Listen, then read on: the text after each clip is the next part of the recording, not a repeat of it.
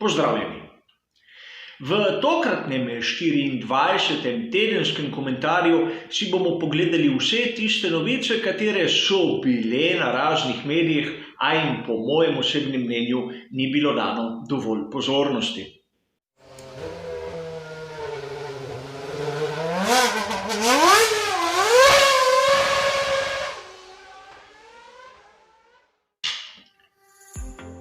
Tudi tokrat boste lahko si pogledali 4 različne sklope, v katerih bomo obdelali, upam, da zanimive teme.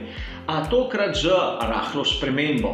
Namreč v opombah ne boste dobili samo bližnjice do tistih originalnih člankov, temveč tudi do mojih starejših prispevkov, kateri se nanašajo pravzaprav na te teme in katere mislim, da so tudi zanimive, če si jih želite ogledati.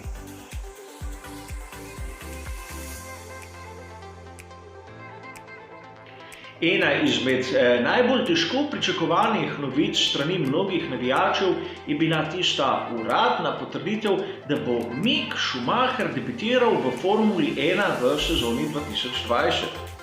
A seveda zadeva ni tako enostavna, namreč ukolikor preberemo članek, ki smo ga lahko videli 29. septembra na spletni strani BBC, bomo videli, da Ferrari Driver Academy bo kar 3 voznikom omogočil ta debit. Torej Schumacherju, Pilotu in tudi Schwarzmanu. O Micku Schumacherju so mnogi viri malce prezgodaj pisali, kdaj bo nastopil na prvem prostem treningu. Ukolikor se spomnite, je bilo kar nekaj takih lažnih novic.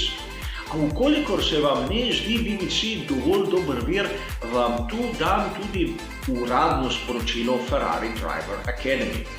In kot sem že povedal, v Nemčiji na naslednji dirki 9. oktobra bomo videli na prvem prostem treningu Micka Schumacherja v bolidu Alfa Romeo Racing, Ilott bo pa v bolidu ekipe Haas.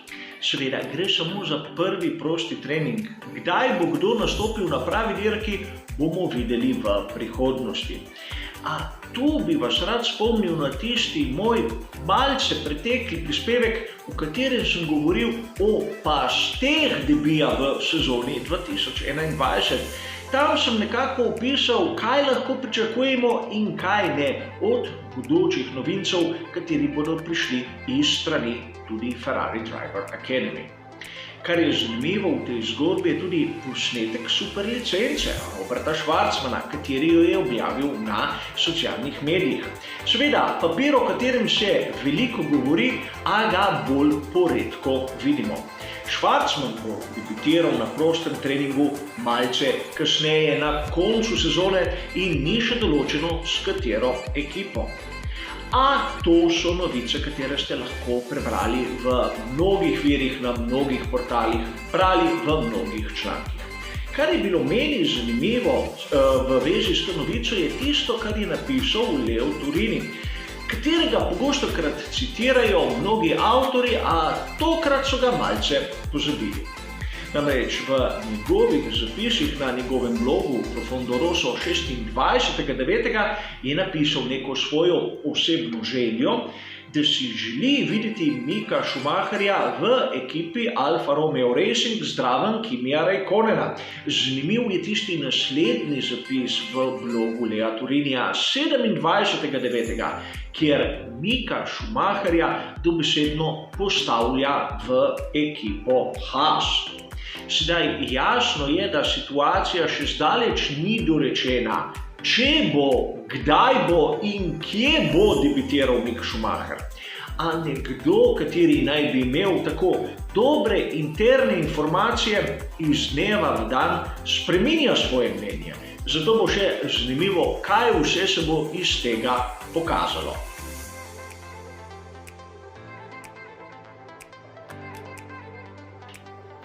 V drugem sklopu novic se bomo najprej vrnili na moj osebni komentar velike nagrade Rusije. Če se spomnite, na začetku sem bil izjemno kritičen do tiste rešitve Michaela Masija, kateri je zaukazal postaviti tiste bloke stiroporja tam na koncu izletne cone drugega ovinka. Smatral sem tisto rešitev za neučinkovito in predvsem nevarno, kar smo videli tudi na prvem krogu dirke za veliko nagrado Rusije. A vseeno, jaz nisem nobena avtoriteta v svetu Formule 1, zato lahko izrazim le svoje mnenje, katerega kdo posluša ali tudi ne.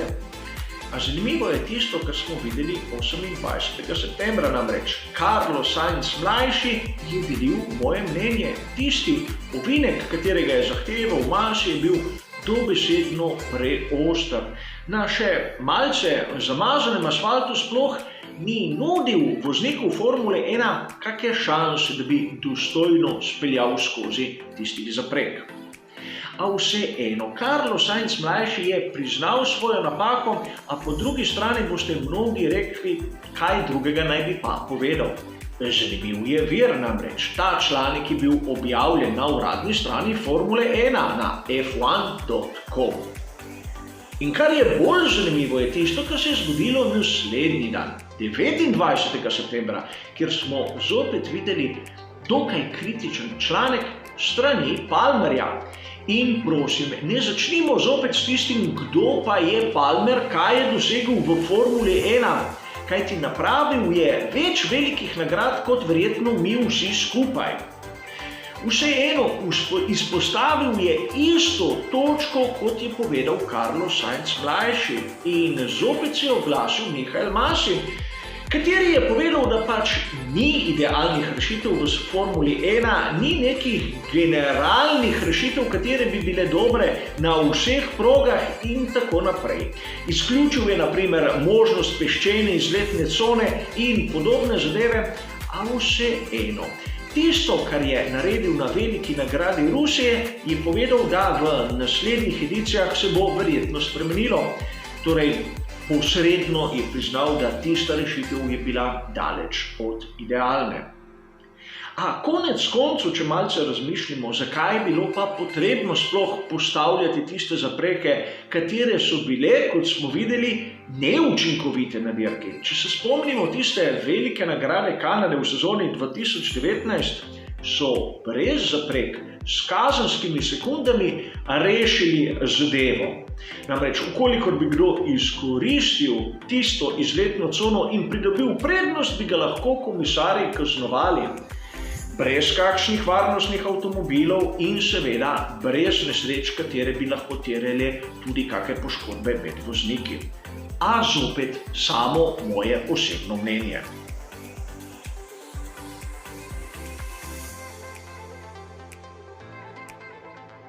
V tretjem sklopu se bomo pogovarjali pa o zadevi malce povezani z tehniko.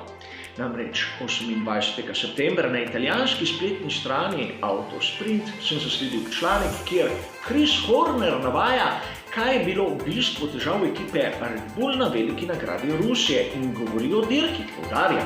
Namreč povedal je, da ima pogonski sklop Honda težave s klipingom na taki konfiguraciji proge. In seveda, kaj je sedaj ta clipping? Zadeva, katera je v bistvu izjemno enostavna. Namreč gre za to, da na tej progi pogonski sklop Honda ne more uskladiščiti dovolj električne energije v baterijo. NGUK, kadar polni tok v baterijo, v enem krogu jo ne napolni dovolj. Zato tudi takrat, ko rabi to energijo, jo nima dovolj uskladiščene in nima takih pospeškov. Seveda, zadeva, katera ima smisel in možno je, da je tudi res. A rad bi vas spomnil na tisto analizo, katero sem naredil po koncu velike nagrade Rusije. Tam smo si ogledali kvalifikacije in ne dirko. Pred kvalifikacijami, pred vsakim poizkusom ekipe dopolnijo baterije bolidov Formule 1, torej težave z nabiranjem električne energije nimajo. In ugotovili smo, da režim rotacije motorja z notranjim izgorevanjem Honda je bil bistveno nižji od tistega, kar smo videli pri Mercedesu.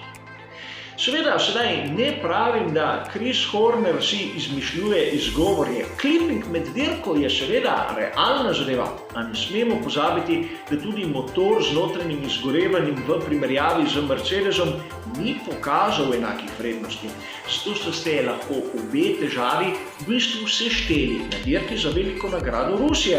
In v tej luči tisti rezultat, ki ga je dosegel Max Verstappen, je še toliko bolj vreden. A seveda zadevo, na katero bomo pozorni v prihodnosti. Pojdimo raje k zadnjem sklopu.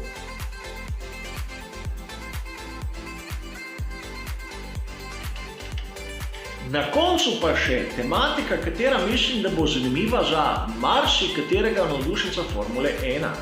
Namreč med nami obstaja neko prepričanje, da je tovarniška ekipa Mercedes daleč pred vsemi ostalimi in da se razlika med Mercedesom in ostalo skupino v Formuli 1 ne zmanjšuje, kvečjemu se povečuje. Seveda, tako prepričanje ponavadi med navdušenci nima kake argumentacije. A zanimivo je tisto, kar smo lahko zasledili na spletni strani Essential Sports 30. septembra. Namreč vzeli so enostavno rezultate prvih 10 dirk v sezoni 2019 in to tisti skupni seštevek med konstruktorji ter letošnje sezone 2020. Ne glede na v lanski sezoni in letošnji sezoni na prvih 10 dirkah smo videli drugačne proge. To je treba nekako odmisliti, a mislim, da primerjava je relevantna. Rezultat je izjemno zanimiv, namreč lani v sezoni 2019 je tovarniška ekipa Mercedes na prvih 10 dirkah osvojila 407 točk. Letos, ko vsi pravijo, kako jim gre, lahko jih je osvojila 366. Ferrari je izjemno slab in vidi se ta padec, kjer so lani dosegli 169 točk več kot letos. In sedaj se poraja vprašanje, kdo pa je osvojil vse te točke, katere so spustili tako pri Ferrariju kot pri Mercedesu. Če malce zaokrožimo, jih je tam okrog 200. Mnogi bi lahko rekli, da Red Bull. A Red Bull je letos osvojil samo 1 točko več kot lani. Torej, teh 200 točk je končalo nekje drugje in večina jih je pristala pri McLarenu, Racing Pointu in Renaultu. Seveda, enostavna analiza, katera nam pokaže, kako se je skupina konstruktorjev v Formuli 1 zbližala. In če smo pravzaprav iskreni, letos za 3. mesto v konstruktorskem seštevku se borijo McLaren, Racing Point in tovarniška ekipa Renault, kar je bistveno presenečenje glede na tisto, kar smo bili navajeni v prejšnjih sezonah. Zanimiv članek, kateri nam znova dokaže, da tisto, kar se nam zdi ponavadi samo po sebi umevno, se izkaže kot rahlo napačno sklepanje, še posebej, če za seboj povlečemo nekaj številk. Toliko za danes v tem tedenskem komentarju novic. Hvala za vašo pozornost in seveda nasvidenje.